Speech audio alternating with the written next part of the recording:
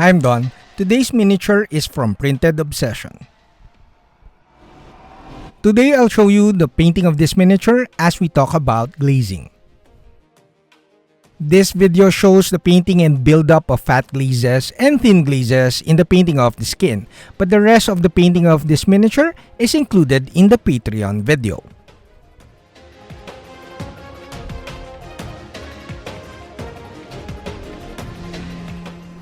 Hi, I'm Don. Welcome to my studio. This channel is supported by all these awesome brands. And of course, this channel won't be possible without the support of my awesome, very generous patrons.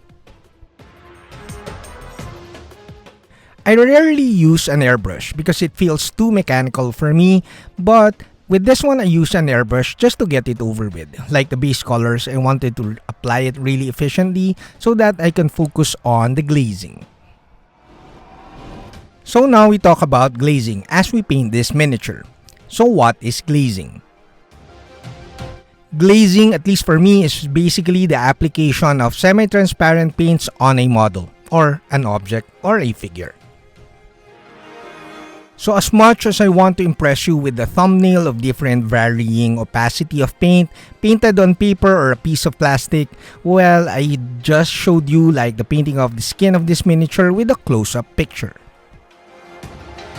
Glazing can be time-consuming, especially if you apply very thin glazes and build up colors via that method.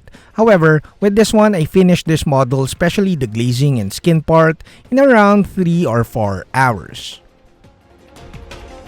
Another reason why I did not post a thumbnail showing different levels of opacity of paint is because it's so impractical when it comes to miniature painting. You don't really need the full mixing dish with different variations and different opacity of paint with different amounts of water. You just don't do that unless you're doing a watercolor portrait. And believe me, painting with transparent, very thin down paints on paper is so different than painting it on plastic. Washes, inks, basically anything that is more transparent than the usual acrylic paint is a wash and is a glaze paint at the same time. The main difference of a wash and a glaze is that a wash, your focus is to leave like the crevices, fill it up with wash paint or wash. So basically, a wash, you're focused on like letting the paint settle down on crevices to make the raised details pop. However, with glazing, your main focus is to apply a thin layer of semi-transparent paint on a huge area or a small area. So basically, not filling the crevices with your wash will make it like a glaze paint. You're practically glazing or filtering using a wash. So a contrast paint is actually a wash and a glaze paint at the same time. You could put or apply more so that it settles on crevices, thus making it like a wash. But then again, it's too opaque in comparison to washes, thus it filters like even the raised areas, making it a glaze paint. So simply adding water to your paint will create a wash or a glaze paint, depending on how you want to use that thin down paint. Also, if you're applying an acrylic wash or even an oil wash on a matte finish, not a glossy finish, it tends to be a bit more glazy or it filters a bit more because it's a matte finish. Simply put, applying an acrylic wash or oil wash on a matte finish model will stain the model a bit more. Unlike applying a wash, may it be acrylic or oils, over a gloss finish which will make those wash, like the paint, settle around the crevices, making it a wash. Also, washes or thin down paints with water are brush killers. Because these paints are so thin, they're very runny, they tend to run towards the ferrule and eventually they will damage your brushes slowly.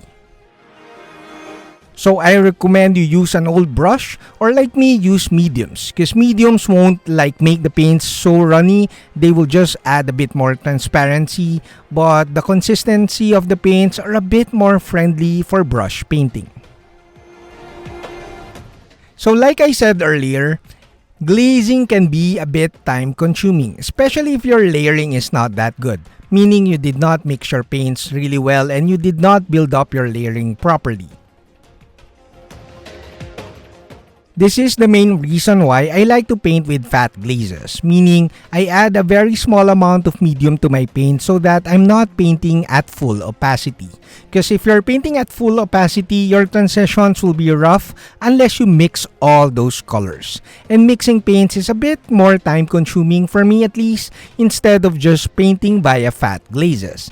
By painting with fat glazes, you kind of build up your layers smoother and your transitions are nicer.